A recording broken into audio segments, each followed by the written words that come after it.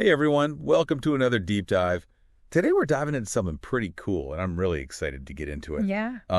We are looking at this super unique piece of outdoor seating. Have you seen this? I have. Yeah. It's pretty incredible. It's almost like a sculpture, but you can sit on it.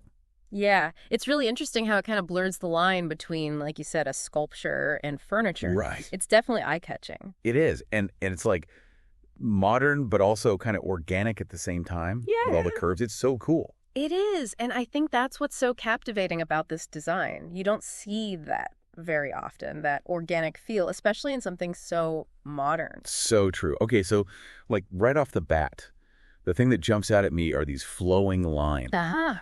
And it's like, it makes you wonder how they even built something like this, or Yeah. what material could possibly do that. Right. Well, I mean, it looks like some kind of wood, maybe. It does, yeah. Probably laminated timber, maybe something like glulam or CLT. Have you heard of those? I have, but I'm not sure I totally get like what they are or why they're so special. Yeah, so glulam and CLT, they're both types of engineered wood, which basically means that they're made by bonding together layers of wood with adhesives. Okay. And this process, it makes them crazy strong, like much stronger than traditional timber.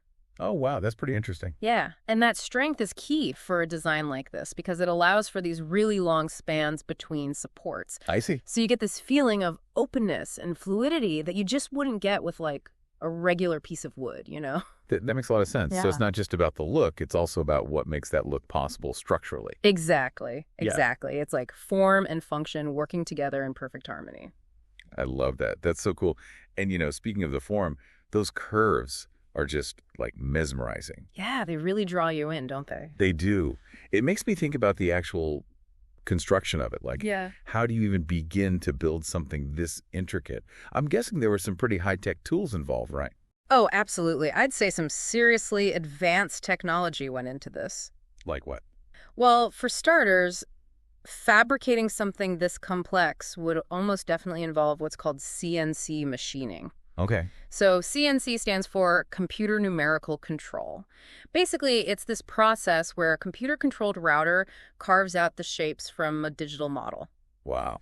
Yeah, and it can achieve these incredibly precise cuts, like down to the millimeter. So it's like the computer's doing the sculpting in a way. Exactly. It follows the digital blueprint perfectly. That's wild. And that digital blueprint, that's where something called parametric modeling comes in, right? You got it. You're on a roll with these terms. Uh-huh. Well, I've heard the term, but honestly, I'm not entirely sure what it means. Is it like really complicated? It's not as complicated as it sounds. Basically, think of it like this.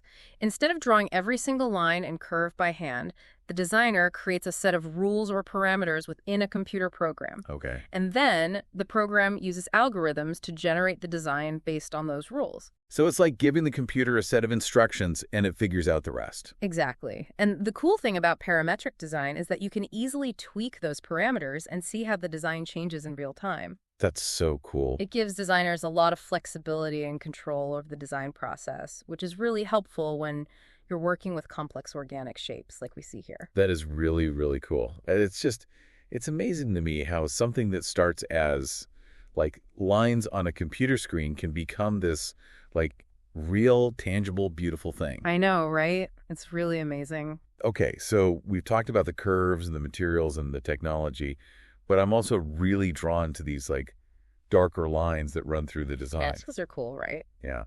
What are those, do you think? They almost look like intentional gaps, maybe for drainage or something. Yeah, they could be gaps for drainage for sure. Or, they could also be strips of a different material. Interesting. Like what? Maybe metal or even just a different type of wood, like a darker wood, just to add some visual contrast. Oh, I like that. It's like these little details that add so much to the overall look. Exactly. And they also create these interesting plays of light and shadow. Right. Which is always a good thing in design, I feel like. Always. Okay, and one last thing before we move on to, like, the functionality of this whole thing. Yeah. Can we talk about the base for a sec? Those sleek black things, what are they all about?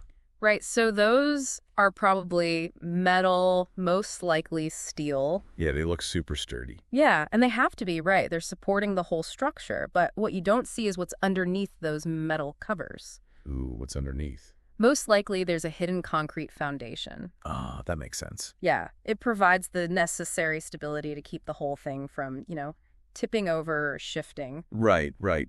And it kind of reminds me of an iceberg. Like you see the beauty above the surface, Mm. but there's this whole hidden world of engineering going on beneath. Exactly. And that's often the case with good design. You have the aesthetic appeal, but it's all backed by thoughtful engineering and planning. Mm-hmm. It's not just about looking good, it's about being functional and safe too, right? Absolutely.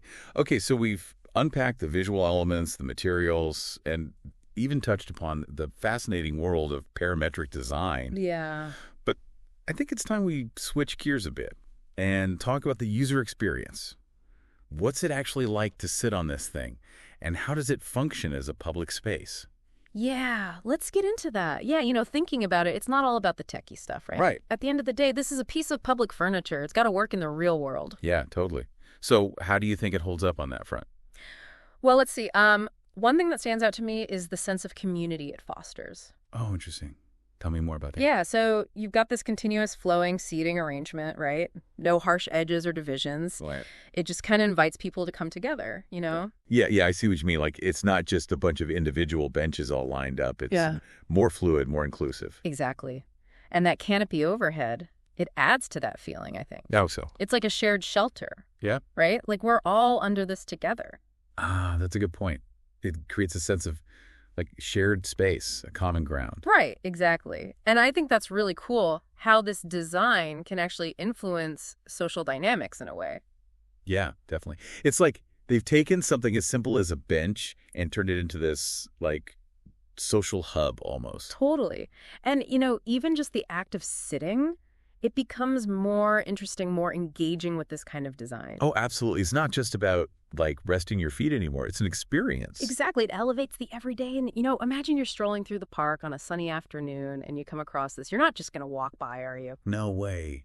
You got to check it out, sit down, maybe strike up a conversation with someone. What exactly just draws you in?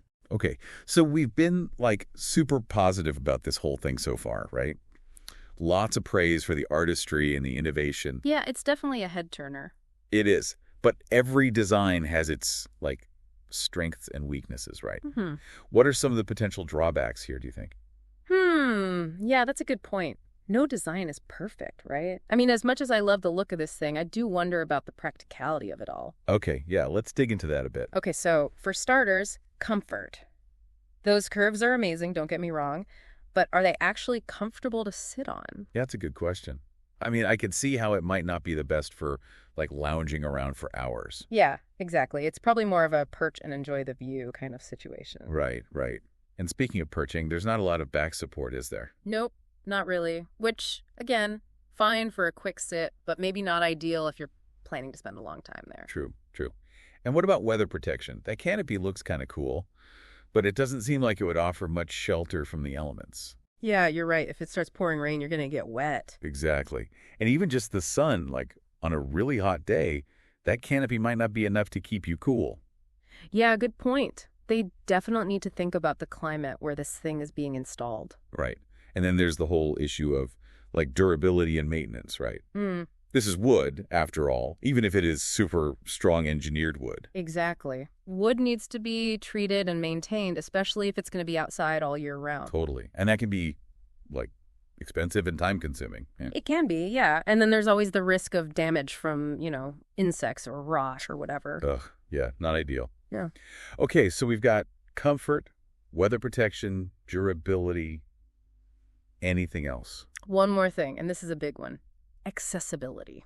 Oh, right, of course. Explain what you mean. Well, look at how low to the ground it is. That could be a real challenge for anyone with mobility issues. You're right. It might be difficult for older people to get in and out of, or people using wheelchairs. Exactly, and that's a shame. Because this design, it's supposed to be inclusive, right? Right, it's supposed to be welcoming to everyone. Exactly. So they really need to think about how to make it more accessible, maybe incorporate some ramps or something. Yeah, that's a really important point.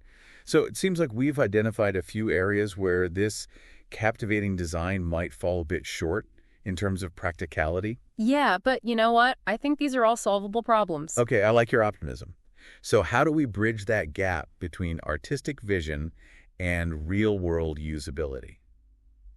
Yeah, that's the million-dollar question, isn't it? How do you take something so visually striking, but maybe not, like, perfect in terms of practicality and make it work in the real world. Exactly. And it's a balance, right? You don't want to lose that artistic vision, but you also want something that people can actually use and enjoy. Right, exactly. So where do we even begin? Well, let's tackle these issues one by one, right? Like we said, comfort was a big one. Yeah, the lack of back support, especially. Right, so how do we add back support without, slapping a bunch of ugly backrests on there and ruining the whole aesthetic? Right. It's got to blend in somehow. Exactly.